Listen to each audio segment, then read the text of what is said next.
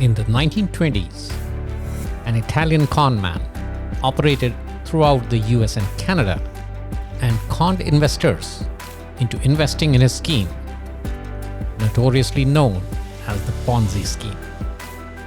Throughout the 20th and the 21st centuries, con artists have existed and operated at different levels, sometimes selling a national monument and other times cooking up accounting books to lead to two biggest corporate bankruptcies in the United States.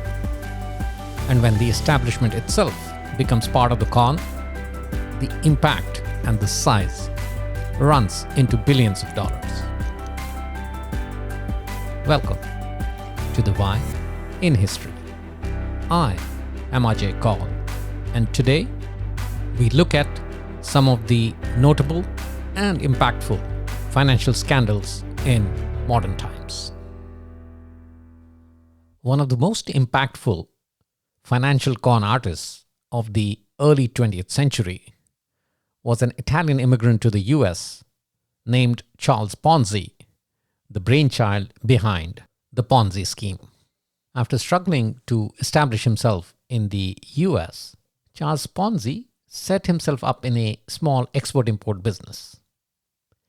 In the year 1919, he received a letter from a Spanish company requesting an advertising catalog, and inside the envelope, there was an international reply coupon.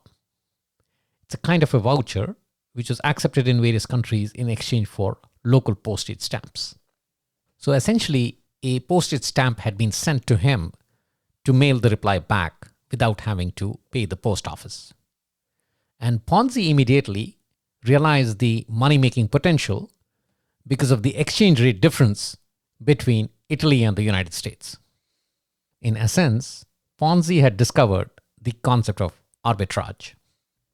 In this case, buying the international reply coupon in Italy for one price and exchanging it for a higher priced postage stamp in the US created a slight profit, but when done at scale, could become a sizable profit.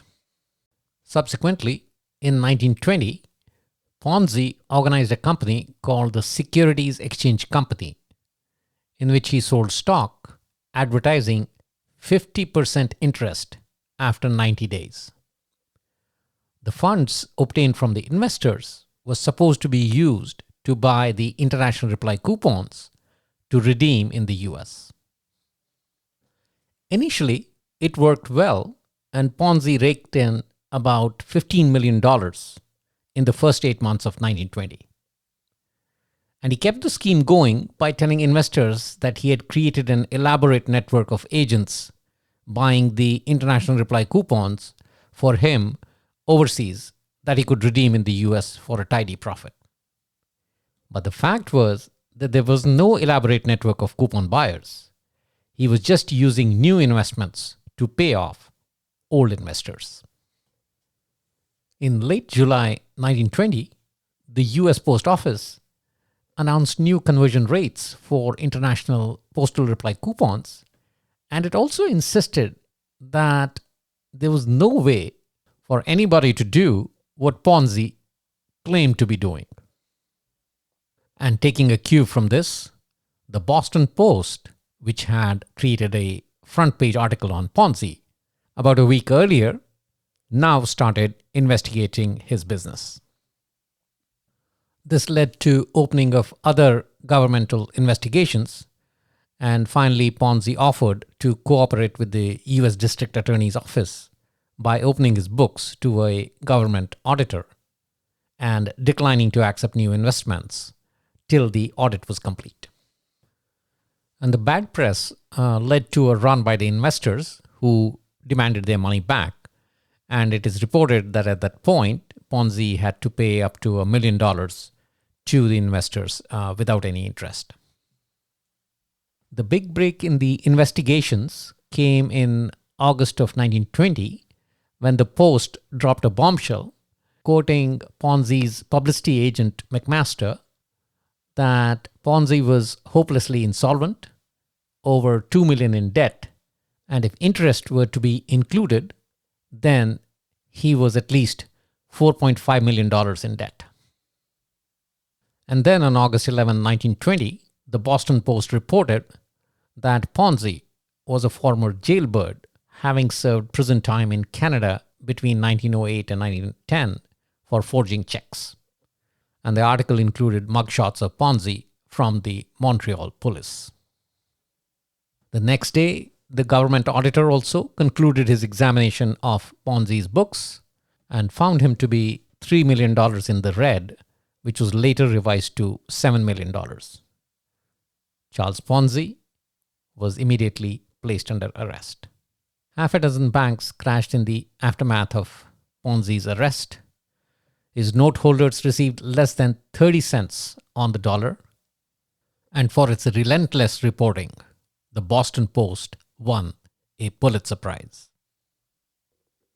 The unfortunate thing, though, was that Ponzi schemes continued to flourish, mainly because of the high returns promised on these investments.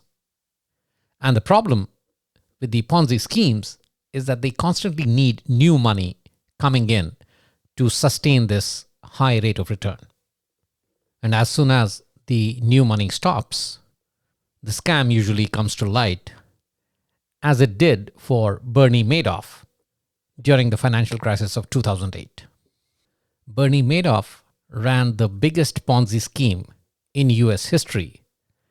He was accused of committing approximately $64 billion in fraud and was sentenced to 150 years in prison. The Ponzi scheme was a fraud committed via a financial instrument. But what if I told you that a fraud was committed via the sale of a physical monument? Physical monument. Wait, somebody sold the Taj Mahal? Well, sort of. Victor Lustig was accepted to one of Europe's most prestigious universities, the Sorbonne. His life took a wrong turn when he decided to drop out of the university in order to pursue a career in crime and fraud. He traveled around the world committing various crimes under different names. But there was a method to his madness. He relied upon facts to come up with his story. In the 1920s, Lustig learned that the Eiffel Tower, which had been built in 1889 for the World's Fair, was never meant to stand for more than 2 decades. As a result, it needed frequent and expensive maintenance, and that information supplied fodder to his next story. He arrived in Paris in May 1925 and pretended to be an American official. He checked into the Hotel de Crillon and sent a letter with the French government's seal to top businessmen working in the metal industry. He was inviting them to the hotel for a meeting. In the letter, he stated that due to engineering mistakes, expensive repairs, and other political issues that he couldn't disclose, the demolition of the Eiffel Tower was required. He was acting as a state representative to persuade the potential buyers. The tower was to be sold to the one who offered the highest amount. His logic was that the French government needed more money in order to recover from World War I, so selling the Eiffel Tower was a credible move. His audience was captivated and the bidding started. The winner was André Poisson, who got scammed for the sum of 350 million US dollars. But the scam was never reported to the cops because Poisson did not want to be humiliated in front of his colleagues. A triumphant Lustig left France, but came back the following year and once again tried to sell the Eiffel Tower to another gullible buyer. But this time, the cops caught wind of this and forced him to leave the country before he could collect the payment. Yes, Victor Lustig sold the Eiffel Tower, not once, but twice. Lustig was finally arrested in 1935 by two FBI agents and sentenced to 20 years in prison. He died 2 years later in Alcatraz due to pneumonia. Can Wall Street expectations induce a company to indulge in accounting fraud?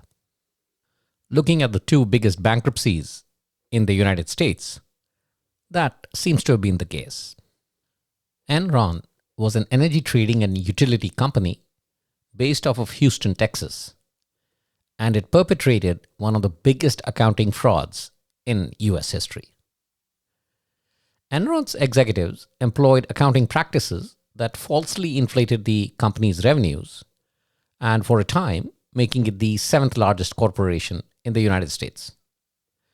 And once the fraud came to light, the company filed for Chapter 11 bankruptcy in December of 2001. WorldCom took Enron's title as the largest corporate bankruptcy in the US just a year later. More than $7 billion in accounting errors were found to have greatly inflated WorldCom's assets. After the scandal came to light, WorldCom filed for Chapter 11 bankruptcy in July of 2002. In February of 2001, Kenneth Lay stepped down as CEO of Enron and was replaced by Jeffrey Skilling. But a little more than 6 months later, Skilling also stepped down as CEO and Kenneth Lay took over the CEO's job again. In August of 2001, Sharon Watkins, an Enron VP, wrote an anonymous letter to Kenneth Lay expressing concerns regarding Enron's accounting practices. Subsequently, Kenneth Lay met with Watkins in person, and Watkins presented a 6-page document highlighting the accounting malpractices that she was concerned about. The issue was around two key practices.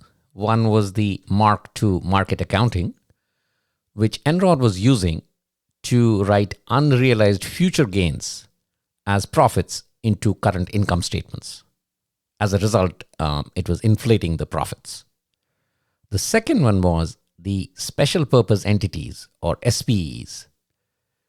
Enron was using the SPEs, which were essentially partnerships created with outside parties, to dump its non-performing assets. And there were three key players in the mix: ex-CEO Jeffrey Skilling, CFO Andrew Fastow, and Enron's auditor Arthur Andersen. Subsequently, in October of 2001, Enron shocked investors when it announced that it was going to post a $638 million loss for the third quarter and take a $1.2 billion reduction in shareholder equity owing to the SPEs. Shortly thereafter, the SEC began investigating the transactions between Enron and the SPEs. And right then, Arthur Andersen started on a document shredding spree. No, you heard it right. Arthur Andersen, Enron's auditor, started shredding all documents related to Enron. The CFO, Andrew Fastow, was fired, and the company's stock plummeted from a high of $90 per share in the mid-2000s to under $1 per share. And on December 2, 2001, Enron filed for Chapter 11 bankruptcy protection. In March 2002, the U.S. Department of Justice indicted Arthur Andersen for obstruction of justice. And on June 15, 2002, Arthur Andersen was found guilty of shredding evidence and lost its license to engage in public accounting. In 2006, Jeffrey Skilling and Kenneth Lay were convicted on various charges of conspiracy and fraud. Skilling was initially sentenced to more than 24 years, but ultimately served only 12. Kenneth Lay who was facing more than 45 years in prison, died before he was sentenced. Andrew Fastow pleaded guilty and was sentenced to 6 years in prison and was released in 2011. One of the biggest consequences of the Enron scandal was the Sarbanes-Oxley Act of 2002, which imposed harsh penalties for destroying, altering, or fabricating financial records. The act also prohibited auditing firms from doing consulting business for the same clients, aka Arthur Andersen and its consulting arm, Andersen Consulting. WorldCom took Enron's title as the largest corporate bankruptcy in the US just a year later. WorldCom had experienced stellar growth through much of the 1990s, mainly by achieving a number of strategic acquisitions of other telecom companies, including MCI. But by the year 2000, WorldCom's revenue growth began to slow, which in turn dragged down its stock price. And to make matters worse, its proposed merger with Sprint was shut down due to antitrust concerns. Executives needed a way to prove WorldCom was still financially viable, and that's where a series of questionable accounting techniques started to be used. And an unsophisticated technique of capitalizing expenditures was used to hide the losses. So WorldCom inflated net income and cash flow by recording expenses as investments. This led to profits being exaggerated by $3.8 billion in 2001 and $797 million in the first quarter of 2002. The net result was a profit of $1.4 billion instead of a net loss. So how was the fraud exposed? Cynthia Cooper, WorldCom's Vice President of Internal Audit, and Gene Morse, another auditor, conducted investigations on their own after they became concerned about several inconsistencies in the company's financial records. They were challenged by WorldCom CFO Scott Sullivan, who requested that the process be delayed. And only recently, WorldCom's auditor Arthur Andersen had been replaced by KPMG. And this team contacted KPMG and made them aware of what they had found. WorldCom subsequently filed for Chapter 11 bankruptcy in July of 2002.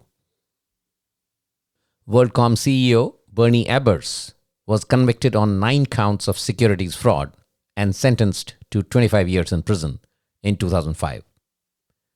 He was granted early release from prison in December of 2019 for health reasons after serving 14 years of his sentence.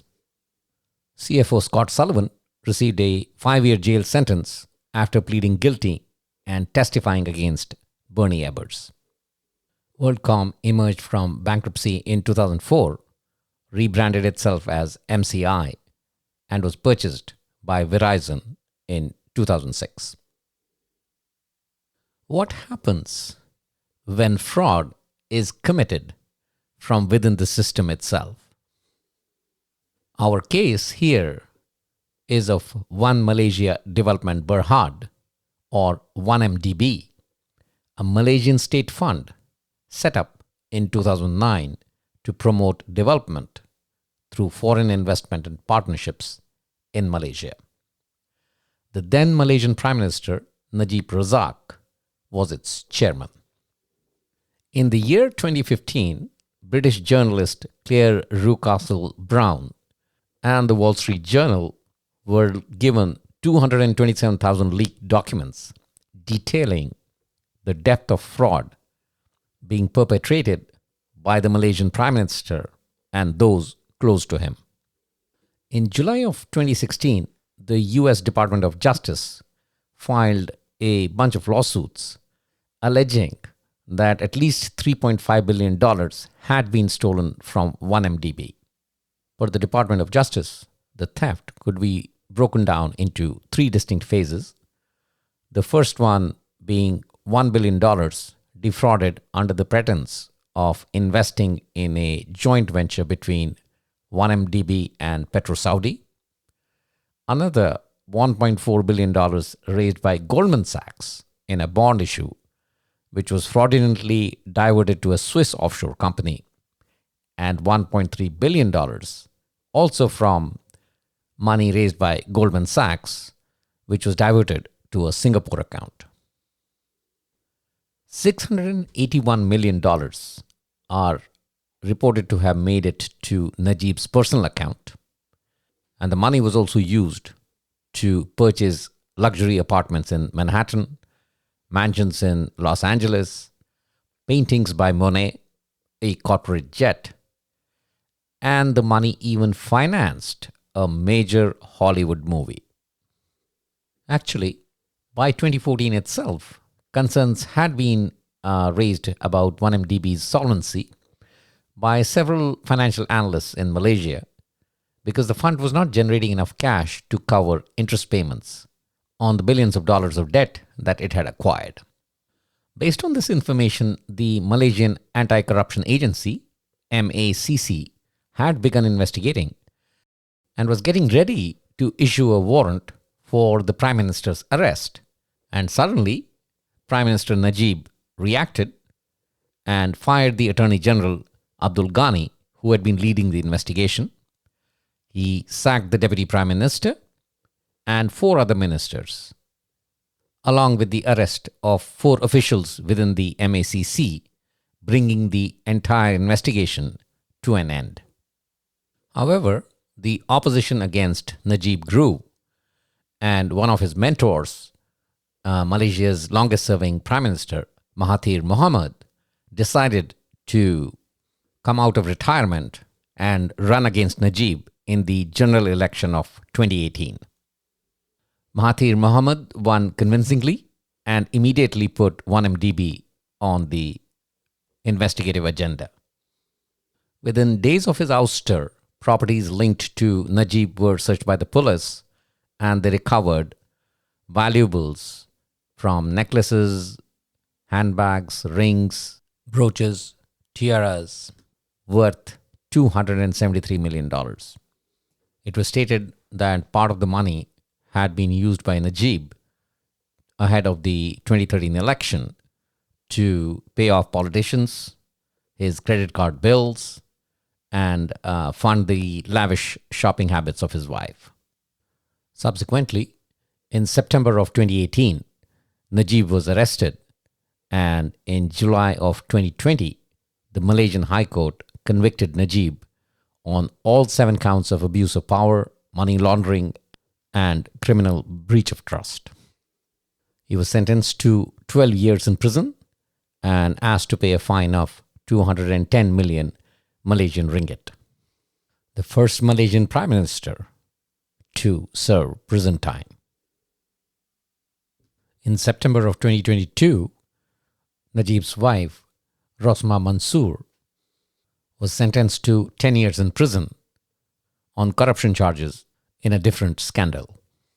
Besides Najib and his wife, Rosma Mansour, there are 2 other individuals who are thought to have benefited from the money laundering from the 1MDB fund.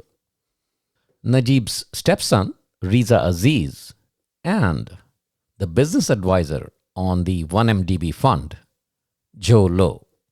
In May 2020, Riza Aziz reached a settlement with the Malaysian government, and no formal charges were pressed against him.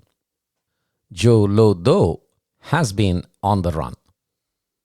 Many think that he's probably hiding in China, and they also believe that his days as a protected asset of the Chinese intelligence may be numbered. So what made a prominent prime minister of Malaysia indulge in blatant money laundering?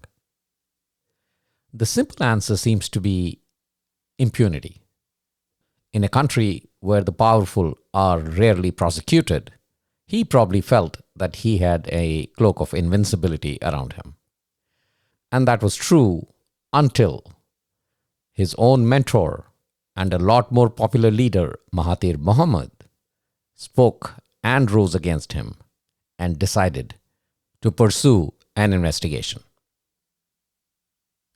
And it is on that note that we end this section of the program.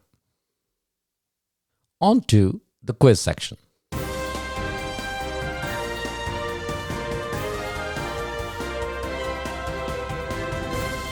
Question from the previous episode. Going strictly by its impact to wildlife, what was the worst oil spill in history? 250,000 seabirds, 2,800 sea otters, 300 harbor seals, 250 bald eagles, and 22 killer whales were killed as a result of the Exxon Valdez oil spill in Prince William Sound in Alaska in 1989. So the answer is C, the Exxon Valdez oil spill of 1989. Question for the current episode. Which Hollywood movie is said to have been financed by money laundered from the 1MDB fund? Is it A, The Wolf of Wall Street, B, Iron Man 3, C, The Great Gatsby, or D, The Hunger Games Catching Fire? Once again, which Hollywood movie is said to have been financed by money laundered from the 1MDB fund? A, The Wolf of Wall Street, B, Iron Man 3, C, The Great Gatsby, or D, The Hunger Games Catching Fire? The answer will be provided in the next episode. That's all we have in the current episode. In the next episode, we take a deeper look at one of the first major global corporations in the world, the British East India Company. Its rise to power, the consolidation, and what it was like to be an employee of such a corporation. Till then, stay safe and keep looking for the why in history.